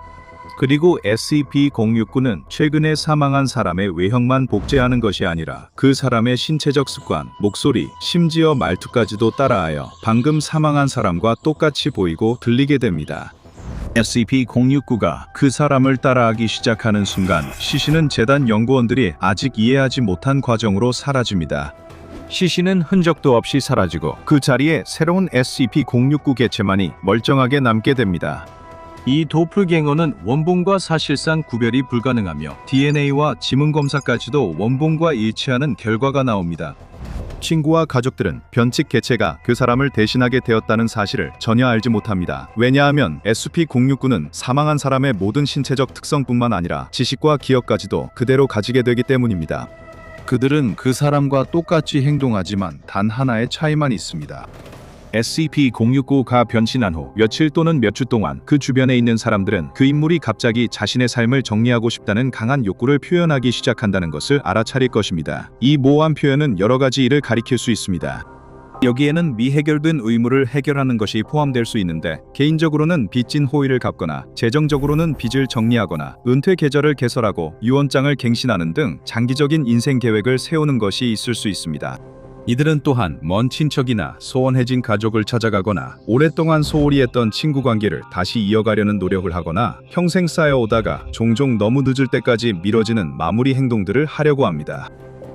SCP-069는 이전에 흉내냈던 인물들에 대한 기억을 전혀 가지고 있지 않은 것으로 보이며 한 인물에서 다른 인물로 바뀔 때 기억이나 능력을 전혀 이어받지 않습니다. 다만 새로운 모습의 삶에서 모든 것을 바로잡으려는 반복되는 욕구만은 예외입니다. 확인된 SCP-069 개체에게 왜 이런 새로운 행동을 하고 있는지 물었을 때 그 개체는 다른 숨은 의도가 없다고 주장합니다. 그들의 삶을 바로잡고자 하는 강한 욕구 외에는 결국 언제 예기치 못한 부상이나 죽음이 닥칠지 알 수 없기 때문이라고 합니다. 069 자체도 일반 인간과 마찬가지로 고통, 부상, 그리고 죽음을 경험하지만 이러한 유사성은 그들이 사망하는 바로 그 순간에 끝이 납니다. SCP-069가 죽으면 그 몸은 빠르게 부패하여 거의 즉시 먼지로 변합니다. 재단은 SCP-069의 시신을 보존하거나 최소한 급속한 부패를 막으려고 시도했지만 지금까지 모든 시도는 실패했습니다. SCP-069는 죽은 후 자신이 죽은 장소와의 거리에 상관없이 가장 최근에 인간이 사망한 장소에서 다시 나타납니다. 이 능력에는 거리 제한이 없는 것으로 보이며 재단이 기록한 가장 먼 이동은 이전 형태가 죽은 곳에서 675km 떨어진 곳에서 발생한 사망 사건이었습니다. 이 변칙 개체는 현장 요원들이 2명의 소방관과 11명의 민간인의 목숨을 앗아간 치명적인 건물 화재에서 기적적으로 살아남은 것으로 보이는 소방관에 대해 알게 된 후 처음으로 SCP 재단의 레이더에 포착되었습니다. 소방관은 다치지 않고 건물에서 나왔습니다. 그의 방화복과 장비가 착용자가 살아남을 수 없을 정도로 손상되었음에도 불구하고 그는 살아남았습니다. 약 3주 후 같은 소방관이 또 다른 대형 건물 화재에 출동했습니다. 그는 연기로 가득 찬 방에서 실종되고 시신이 없어도 사망한 것으로 추정됐었습니다. 한 명의 민간인이 구조되고 소방관처럼 다치지 않은 듯했습니다. 그녀가 짙은 연기 속에서 구조된 점을 고려하면 거의 불가능한 일이었습니다. SCP 격리팀인 기동특무부대 카이3 일명 바디 스네처스가 그녀가 회복 중이던 병원에 다음날 파견되었고 SCP-069가 처음으로 확인되어 재단의 관리하에 들어갔습니다. 이 견취개체의 격리는 매우 까다로웠으며 능력이 완전히 이해되지 않을 때 특히 더 어려웠습니다. 최초로 포획된 지 몇 년 후 SCP-069의 감방에 배정된 경비원이 다른 SCP에 의한 격리 실패 도중 사망했고 그 경비원의 시신이 SCP-069와 가까이 있었기 때문에 SCP-069가 그 경비원의 형태를 취할 수 있었습니다. 덤프가 일어났다는 사실이 곧바로 밝혀져 SCP-069는 다시 격리되었지만 SCP-069는 재단이 실수를 하고 있으며 재단 소속 인원을 감금하고 있다고 계속 주장했습니다. 하지만 시간이 지나면서 그들의 항의는 점차 줄어들었고 결국 SCP-069는 비교적 순응적이고 직원들과 협조적으로 변했습니다. 하지만 그런 상태도 격리 절차를 대대적으로 바꿔야 할 엄청난 실수가 벌어지기 전까지였습니다. SCP-069 담당 신입연구원이 해당 요원의 가족이 갑작스러운 죽음을 통보받았다는 사실을 실수로 흘렸습니다. 이 소식은 069에게 큰 충격을 준 것으로 보였고 069는 자살을 시도하는 것으로 반응했습니다. 무엇이 이런 반응을 유발했는지는 알 수 없습니다. 과거엔 사칭자라는 말을 들어도 이런 반응을 보이지 않았기 때문입니다. 하지만 가족이 원래 인물이 사망했다는 사실을 알게 된 것이 SCP-069에게 깊은 영향을 미친 것으로 보입니다. 이 사건 이후 SCP-069는 자살 감시 대상이 되었으며 최근에 사망한 다른 SCP 재단 직원들을 그 능력의 대상으로 삼으려던 계획은 중단되었습니다. SCP-069는 여전히 이전 경비원의 모습으로 살아가고 있으며 인간형 격리시설 063에 수용되어 있습니다. SCP-069는 자신이 실제로 사망한 요원이라고 계속 주장하고 있으며 여전히 자신의 삶을 바로잡고 싶다는 의지를 표현하고 있습니다. SCP-069는 전직 재단 요원과 외모, 목소리, 행동이 완전히 같지만 그 사람이 아니므로 떠난 이의 친구나 동료가 마지막으로 만나고 싶어해도 절대 그 사람처럼 대하면 안 됩니다. SCP-069가 격리 위반을 시도하거나 실제로 탈출에 성공할 경우 비치명적인 방법을 사용하여 제압해야 합니다. SCP-069가 격리 상태에서 사망할 경우 재단 요원들은 누군가가 확실한 죽음을 어떻게든 피한 것으로 보이는 사건에 대한 보고를 면밀히 감시해야 합니다. 이는 그 사람이 실제로 SCP-069로 변했다는 명백한 신호입니다.